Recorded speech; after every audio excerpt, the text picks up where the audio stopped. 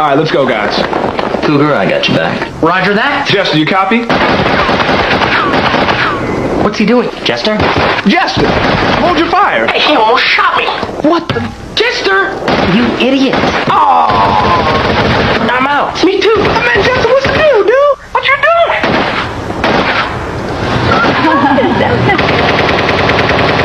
SOCOM II, U.S. Navy SEALs, rated M for mature. Jester? Welcome back to The Lost Save, the podcast where we revisit the games that shaped our childhoods and explore why they still hold a special place in gaming history. Today's episode is about one of the greatest tactical shooters ever made. A game that didn't just change PlayStation, it changed online gaming forever. We're talking about SOCOM II U.S. Navy SEALs. If you owned a PlayStation 2 in the early 2000s, chances are that you heard stories about late-night clan battles, intense on-one-life matches, and legendary maps like Crossroads, Fishhook, and Blizzard. For many players, SOCOM II wasn't just another video game. It was where lifelong friendships were made, rivalries were born, and teamwork mattered more than having the fastest reflexes. So grab your headset and check your corners, and let's head back to 2003.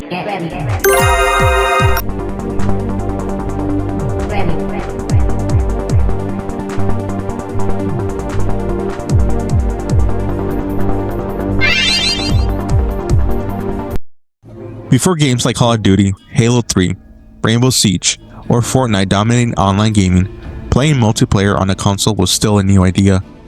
Most competitive shooters lived on PC. Sony wanted to prove that online gaming could thrive on PlayStation 2. And in 2002, they released the original SOCOM US Navy SEALs, alongside the PlayStation 2 network adapter. The gamble paid off.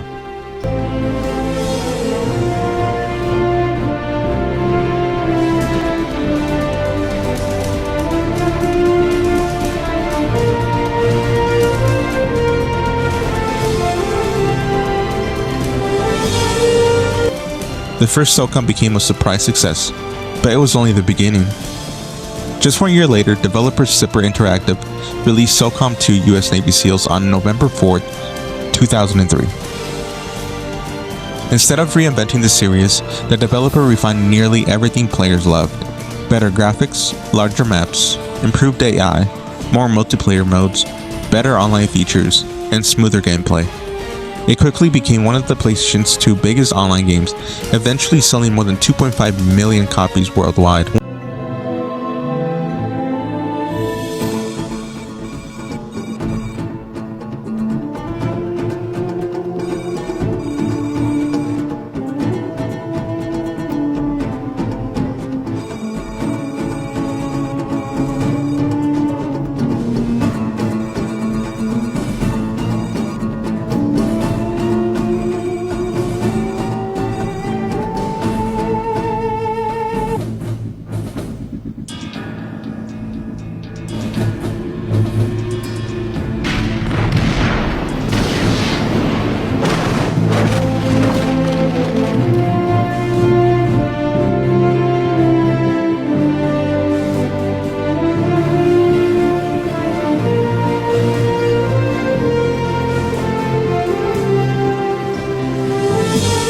One reason SOCOM stood out was its commitment to authenticity. Developers consulted with the U.S. Naval Special Warfare community to make the weapons, tactics, equipment, and military terminology feel believable. This wasn't just an arcade shooter. You couldn't sprint into a room spraying bullets and expect to survive. Every corner could hide an enemy. Every decision mattered. Patience won more battles than aggression. You play as a squad leader known by the call sign Kahuna, leading your teammates Spectre, Jester, and War Dog through missions across Albania, Algeria, Brazil, and Russia.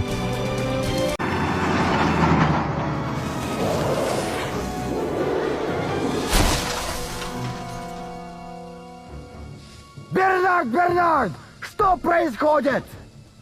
Этот идиот уже наверняка куда-нибудь врезался. И, наверное, уже мертвый. Давай выйдем и посмотрим, сколько он там повреждений наделал.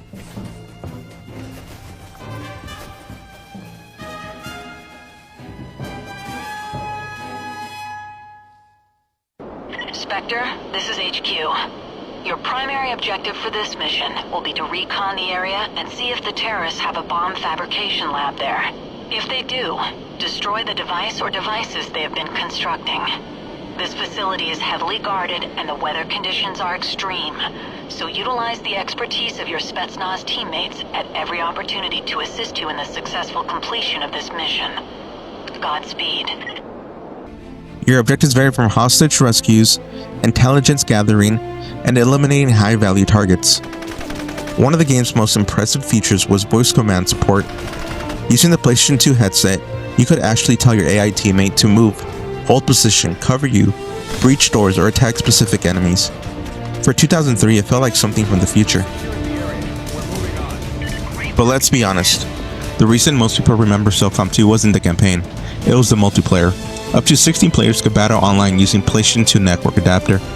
Today that sounds ordinary, back then it felt unbelievable. You created a soldier, joined public lobbies, made friends, started rivalries, eventually joined a clan. Then every night became another battle against familiar players. Come on, guys, this is our chance. Are you gonna flank left? Alright, man, let's take him out. Copy that. I got your back. Here we go, here we go. Reach, go! I got 2 at 9 o'clock, 2 at 12. Taking major fire. Where's it coming from? It's an ambush, man. Back up! No, I can't see anything! I'm hit! I'm out too. I'm down. Who are these guys? Like shooting fish in a bucket. SOCOM, U.S. Navy SEALs, now playing online, rated M for mature. Unlike today's shooters, there was no respawn in most game modes. You watched the rest of the round. That made every firefight incredibly intense. Communication wasn't optional, it was essential. SOCOM II features some of the most iconic multiplayer maps on the PlayStation 2. Crossroads, Fishhook, Blizzard, Desert Glory, Suzhou, Night Stalker, and Fox Hunt. Each map required different strategies, different weapon choices, and different teamwork. Veteran players still remember the best sniper positions, choke points, flanking routes years later. The arsenal featured authentic military weapons. Firearms like M4A1, M16, MP5, AK-47, AKS-74U, M14, 60 Barrett M82, and the M87 shotgun. Players also relied on frag grenades, smoke grenades, C4 explosives, night vision, and thermal goggles depending on the mission or map. Learning each weapon's strength and weaknesses became part of mastering the game. Fun coming. Now, PS2 owners have been waiting for this next game to come out for a long time. Yes, and is it worth the wait? Well, is the Pope, whatever. Here's our review of SOCOM II. SOCOM II fixes nearly everything that was wrong with the original. There are anti-cheating measures, more maps, a better single player, and more online games. You get 12 new missions, but the basic mechanics of the game are unchanged. You issue orders via menus or the headset, and you follow waypaths to objectives. There are also new advantages to stealth. If you kill your enemies undetected, there will be fewer reinforcements to knock you around later on. On the other hand, if you make a mess of things, it's gonna be harder down the road. There have been improvements in your supporting team. Boomer, aka the walking target, is gone, and Jester, his replacement, is actually worth keeping. Of course, the single-player game, even revamped, is just a concession to those who can't play online 24/7. Navy SEALs are social creatures after all. So why do people still talk about SOCOM II? More than 20 years later? Because it arrived at a perfect moment. For many players, it was their first online experience.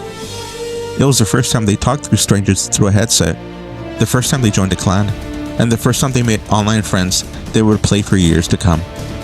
Back then, there were no battle passes, no daily challenges, no cosmetic stores, no constant pressure to grind.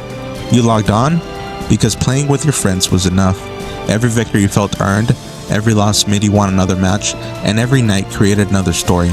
Critics praised SOCOM II for its tactical gameplay, realistic mechanics, excellent multiplayer, voice communication, graphics, and replay value. It became one of the PlayStation 2's defining online experiences. It influenced many tactical shooters that followed. Although Sony shut down the official servers in 2012, the game's legacy never disappeared. Dedicated fans have kept the community alive through private servers and community events, introducing new players to one of the gaming's greatest online experiences. SOCOM II isn't just remembered simply because it was a good game. It's remembered because of the memories people made while playing it. SOCOM II proved that teamwork, strategy, and communication could create an unforgettable gaming moment. It helped define what online console gaming could become and left an impact that's still felt today. If you spent your nights calling out enemy positions, clutching 1 versus 3 rounds, or waiting anxiously for the next match after getting eliminated, then you know exactly why this game remains legendary. I think it differs from some of the other action games that are out there. In terms of the degree, it depends on real-life strategies used by the Special Forces, and the fact that it depends so much on team play as opposed to individual play. Thanks for listening to The Lost Save. If you enjoyed this episode, be sure to follow the podcast, share it with your fellow gamer, and let us know what classic game you'd like us to revisit next. Until next time, and remember, don't forget to save your game. Get ready.